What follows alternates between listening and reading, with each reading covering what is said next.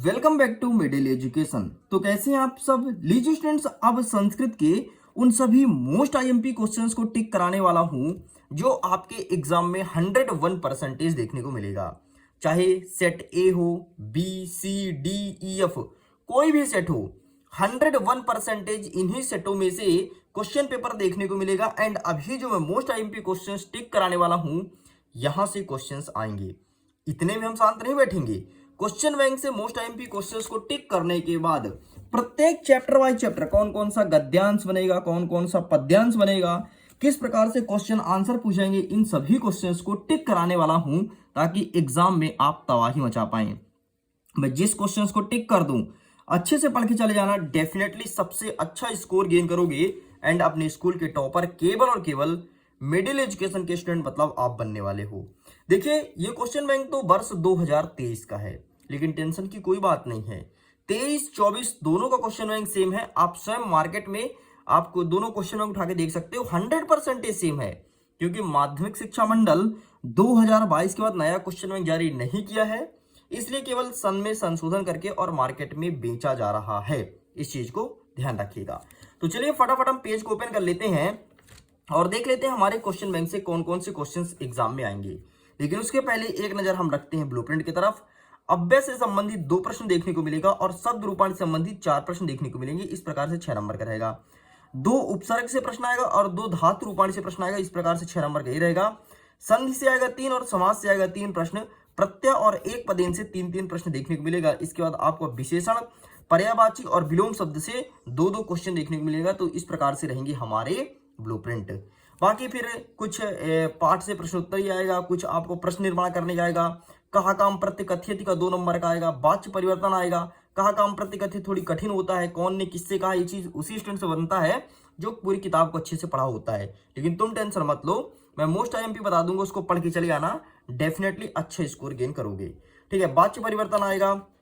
अच्छा, श्लोक तो 100% पढ़ लेना। श्लोक आपके एग्जाम में देखने को मिलेगा और श्लोक आपको 2 अच्छे से याद करना है, 2। ठीक है, ध्यान देना, 2 श्लोक देखने को मिलेगा। नेक्स्ट कहता है कुछ आपको अशुद्ध वाक्य देगा, सुशुद्ध करना है। ठीक है, कुछ आपको खाली स्थान भरना है, बहुत सरल है, ऑप्शन दिया रहेगा तो सिंपल से उसके आधार पर भरना है। क्रम संयोजन आएगा। क्रम संयोजन करने के लिए आपको सिंपल सा करना क्या है कि जितने भी संस्कृत में पाठ कहानी वाले हैं, ठीक है, ध्यान सुन लो, जितने भी कहानी वाले हैं पूरे के पूरे पाठ को अच्छे से पढ़ लो, क्रम संयोजन तुमसे बन जाएगा। वैसे अगर मैं बताऊं कि ये आएगा, ये आएगा, ये आएगा, ऐसे में क्रम संयोजन कभी नहीं आता, इस चीज को ध्यान रखना। ठीक है, गद्यांश पद्यांश नाटक आएगा, ये सब वैसे ही बन जाएगा, बनना पढ़ो तो ही बन जाएगा। गद्यांश पद्यांश नाटक सिंपल से वहीं पर पढ़ो, प्रश्न का उत्तर दो। ठीक है, एंड आपको देखना है आवेदन पत्र, और वो भी किसका, छुट्टी का आवेदन पत्र और पत्र लेखन आपको निबंध लेखन तैयार करना है। किसके ऊपर, संस्कृत भाषा और महाकवि कालिदास के ऊपर। बस इतना आपको पढ़ना है, आपके एग्जाम में इस प्रकार से मार्किंग होने वाली है। चलिए अब हम ओपन करते हैं और श्री गणेशाय नमो नमः करते हैं अपने क्वेश्चंस को, देखते हैं एग्जाम पॉइंट ऑफ व्यू से कौन कौन से इंपॉर्टेंट है। सबसे पहले आपको पहला नंबर देखना है, दूसरा नंबर देखना है, नेक्स्ट आपको देखना है 6 नंबर। ठीक है, चलिए इसे साइड करते हैं। नेक्स्ट अब यहां से छोड़ दो, कोई दिक्कत नहीं। नेक्स्ट आपको दूसरा नंबर अच्छे से रेडी करना है। ठीक है, हाँ, अव्यय नास्ति, एक अव्यय नास्ति जरूर पूछेगा, तो ये वाला देख लेना, अंगा नंबर। ठीक है, ये सभी सेटों के लिए बता रहा हूँ। नेक्स्ट आपको देखना है का नंबर एग्जाम में आएगा। ठीक है, बाकी स्किप कर दो, कोई दिक्कत नहीं, स्किप करिए। ठीक है, आप क्या कहता है, एक पद में उत्तरायण लिखत, यहाँ से कोई नहीं आएगा। अच्छा, प्रश्न उत्तर में देख लो, मोटा माटी, तीसरा नंबर, 6वां नंबर, 7वां नंबर। ठीक है, चलो अभी तो स्टार्ट नहीं हुआ, अभी तो केवल टीजर देख रहे हो, अभी ट्रेलर तुमको दिखाएंगे। ठीक, ये तो केवल नॉर्मल था। अब यहां से स्टार्ट होता है हमारा रियल प्रश्न।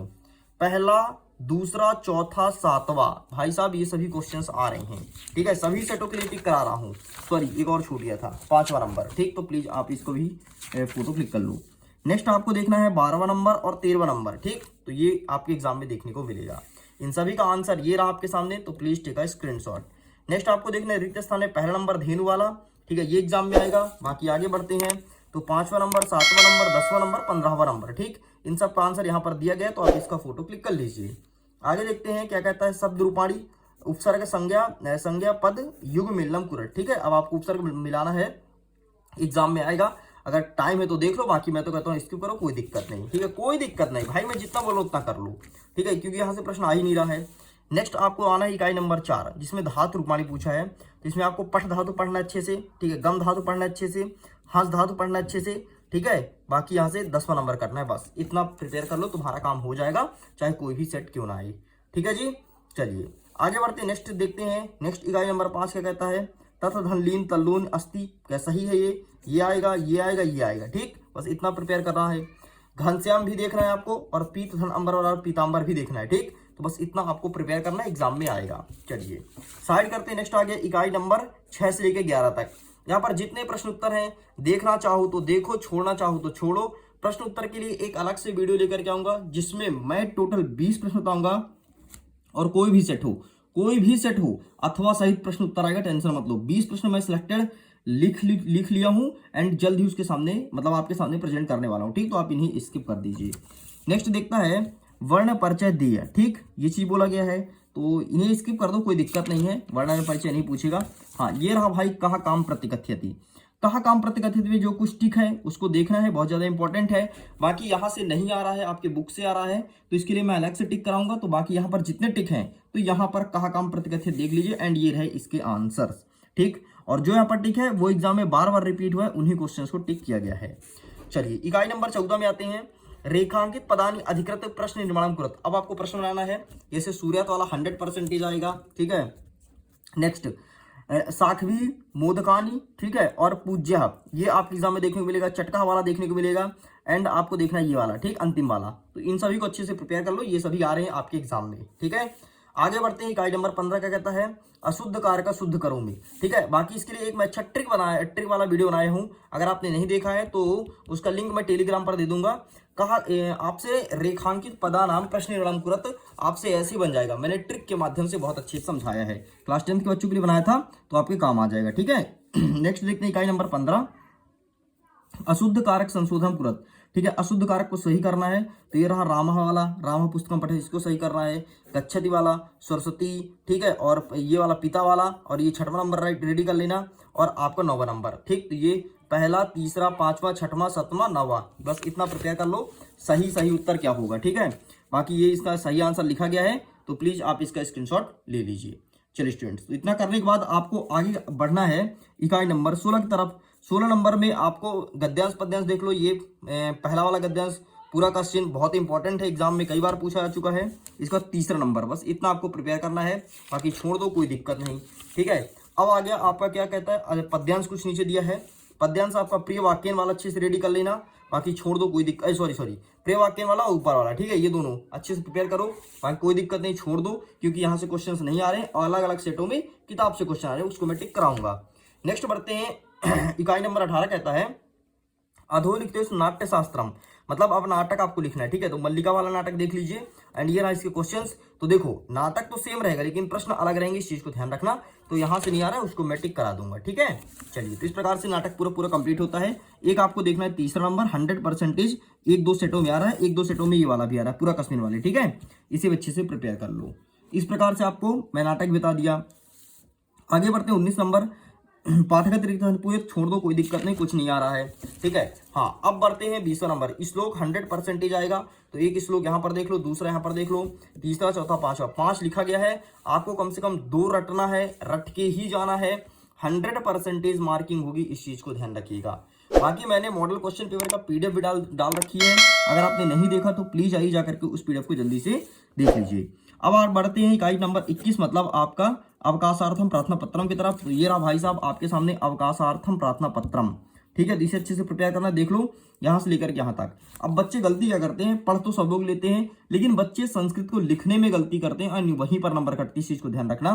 तो लिखने की प्रैक्टिस करो, मात्र 5 बार प्रैक्टिस करो बिना देखे, तुमसे बनने लगेगा। बस इसी बस को अच्छे से प्रिपेयर करना है। ठीक है, आगे बढ़ते हैं। प्रश्न क्रमांक 22 क्या रहेगा, अधोलिखित अपठित गद्यांश सम्यक प्रश्नानि उत्तराणि लिखत। ये किताब से कभी नहीं आता भाई साहब, इस चीज को ध्यान सुन लो। अगर पढ़ना चाहते हो तो महाकवि कालिदास वाला पढ़ो, बाकी किताब से नहीं आता, ये अपने मन से वो लोग उठा करके कहीं से भी दे देते हैं।